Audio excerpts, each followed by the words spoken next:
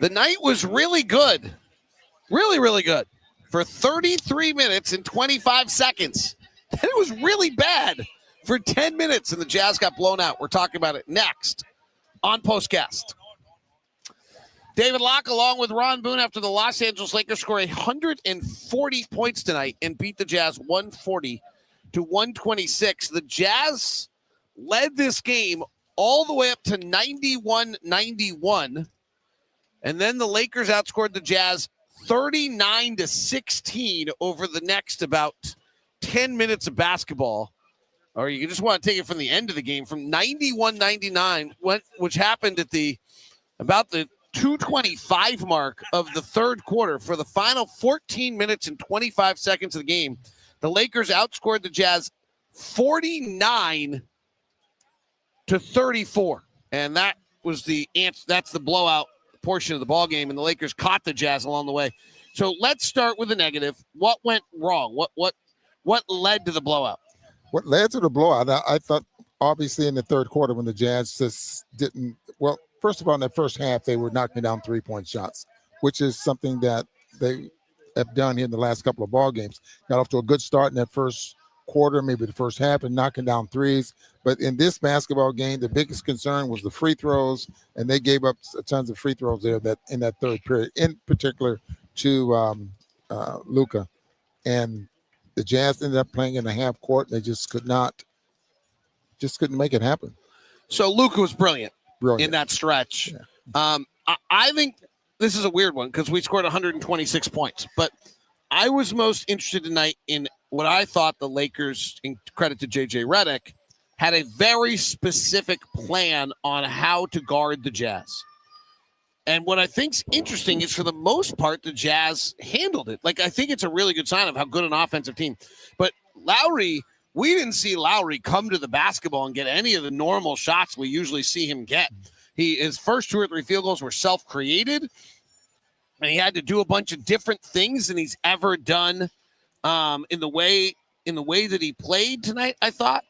And so I thought that was, and then, frankly, the way they guarded Isaiah Collier was different. I think they made Keonte uncomfortable, and Keonte answered with 34. Like, I thought this was a real, in this next stretch of games, we're playing very good teams that are very well coached with great talent. Like, we are in a row of, I think, 13 of our next 15 games against elite level teams. Then let's give Lowry some credit for the way he was able to play out there. I mean, coaches obviously have a game plan on what they want to take away from your star players. He does this great, so let's do this, and those type of things. And he ended up still with 22 points. He had a couple of 3-point shots in that first half. So whatever they were trying to do, Lowry had a little counter to it. And then again, Will talks about this all the time about the number of assists you get. If you don't make shots, you don't get an assist. No, I think you're right. I think the most encouraging thing about tonight's game from a Jazz standpoint is I thought the Lakers really had a plan, and they're not a great defensive group, frankly. Doncic is not great. Reeves is not great. LeBron's not great anymore. So they had a plan, and our 2 guys, Lowry and Keonte George, who were their plan very clearly, still popped off. I think that's a great sign.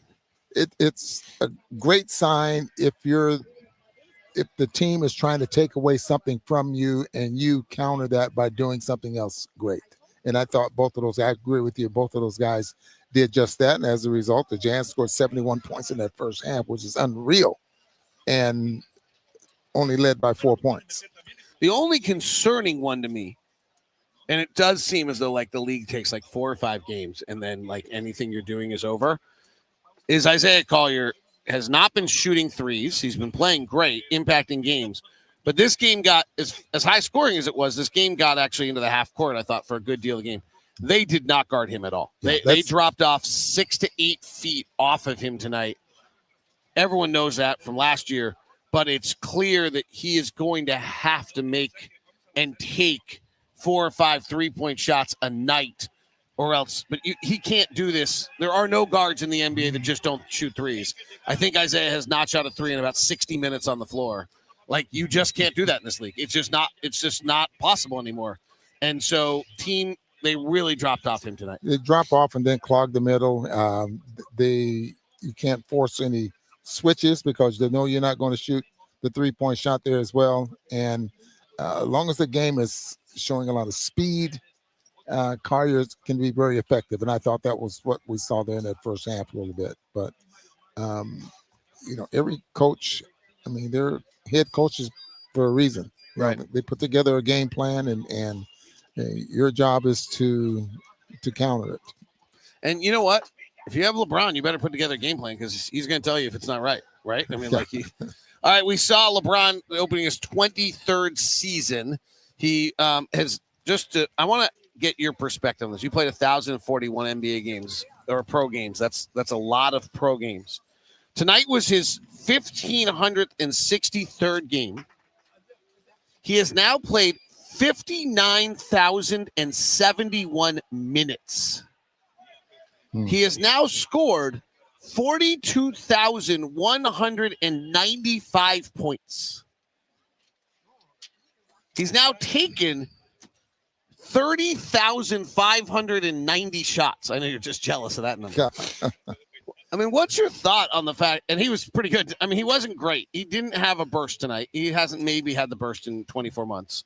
But he had 11 points and 12 assists. What's your thoughts on what you saw out of it's LeBron? Spectacular. I mean, guys like that only comes once in a while in the forever. Great blue moon. Yeah, I mean, and then at his age and still be so effective out there on the floor. It's not like he's playing. He played 30 minutes tonight. His first game back. So it's not like he's playing 15 minutes a game, or when the game is over, you put him in the ball game, just to keep his streak alive or something like that. I mean, he's going to be playing significant amount of minutes, valuable minutes, and every time he scores or does anything out there on the floor, he's breaking the record. Yeah, every time. Yeah. So Luka tonight, 37 points, 5 rebounds, 10 assists. He comes in averaging 34 points, 9 rebounds, and 9 assists. He shoots 2 of 10 from 3. He's only shooting 33% coming in from 3 for the year. He's only shooting 47%. So, if he ever clicks in, it's going to be something. But he took 16 free throws tonight. Yeah, and that was the game plan. I said this during the ball game, was to try to keep him off the free throw line. And they felt that if you kept him off the free throw line, that was a successful night by keeping him off the free throw line. But it didn't happen. He's 13 for 16 from the free throw line, and between the guard line, hey, how about that? 28 free throws between him and Austin Reeves. And we watched them play New Orleans, and that's what they did to them. I mean, they just swept through and made plays. I thought the other number, and it's interesting, you have this, I see circled on your box score tonight, and I think it's an interesting one, and it's the 6 turnovers by Nurkic. And I don't necessarily look at this as a criticism of Nurk. I give this to this is what the Lakers were doing to the Jazz. The Lakers were forcing, if the Jazz are going to play through their center, Kyle Anderson was playing kind of the center role, Kevin Love a little bit, but really Kyle Anderson, because he's not a shooter, without Filipowski on the floor, who was out with the sprained wrist. They're making Nurk make passes tonight, and they're making him make difficult passes. You didn't see the handoffs, and you didn't see the easy stuff he usually does. He's going to have to make passes that covered ground. Like, there is a stat that shows your average distance of pass, and I'll bet you if I go look it up, Nurkic's average distance of pass tonight was much longer than usual. Like, most of his passes are 3 inches, right? He just hands it off to somebody. But since they were blowing up those actions and not letting Lowry come around those, or not letting Ace come around those off-ball screens, JJ Redick said in the pregame show, we have to prepare for it. They run 30. Well, he knew the number, 31 off-ball screens. We didn't run those tonight. We just couldn't get to them. It forced Nurk to make passes to guys cutting backdoor and things like that, and he turns it over 6 times. To me, that's not if Nurk has to make those passes, he can turn it over 6 times.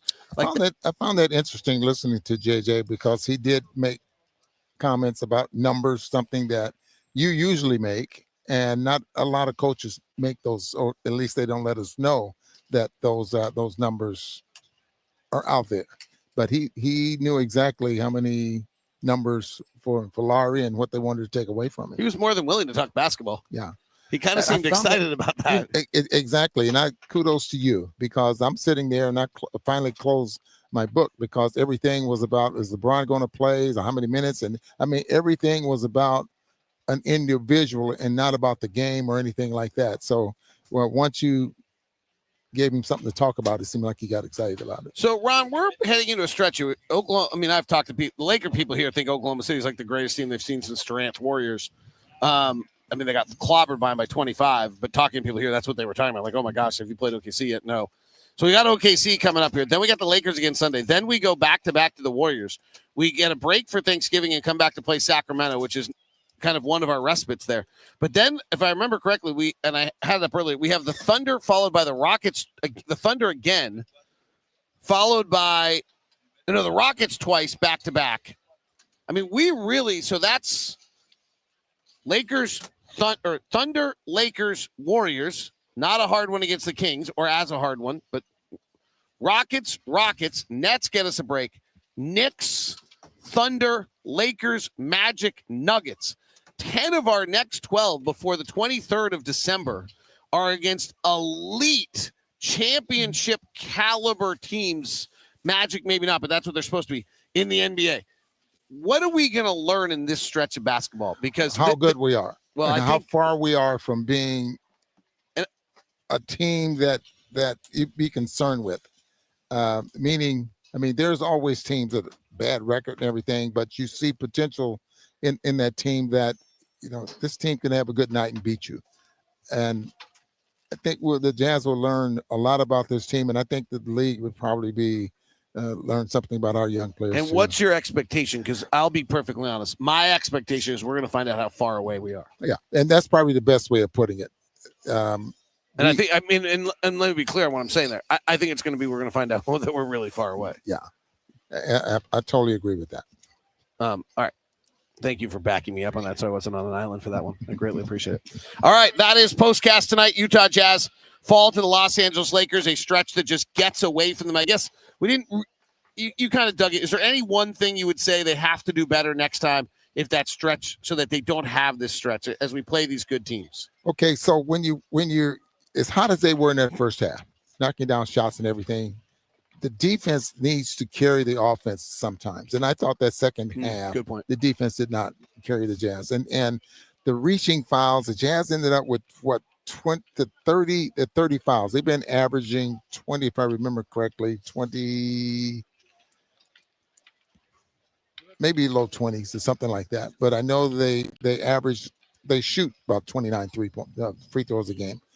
So the defense needs to carry you. I mean, you got to get help from your defense sometimes, even though you can't just rely on being a scoring team. One thing of note, Taylor Hendricks was available tonight. Walt Clayton was available tonight. Neither of them played. Ron Boone, who are your notes tonight? Oh, yes. Okay, I got Lowry for sure. Yeah. Keonte. Yeah. And then I gave Nurkic, even though he had 6 turnovers, he had 10 rebounds, 6 assists, 28 minutes. I just like to see just a little bit more out of him. Yeah, had some nice plays late. He and Keonte combined on some pick and rolls. Yeah. Luke had us going early and hit a bunch of shots early in this ballgame. Yeah. Bench gave almost nothing tonight. The bench was combined. I don't think I have the final number, but I think the bench was about 8 of 35 or so from the field. So those are the notes tonight. Excuse me. We'll be back with you. Let's hope Friday. I will admit. You need a voice? No, I'm a little nervous about the way the Thunder are whooping people. That's what our next one is. See how the Jazz hold up. That is Postcast. Have a good one.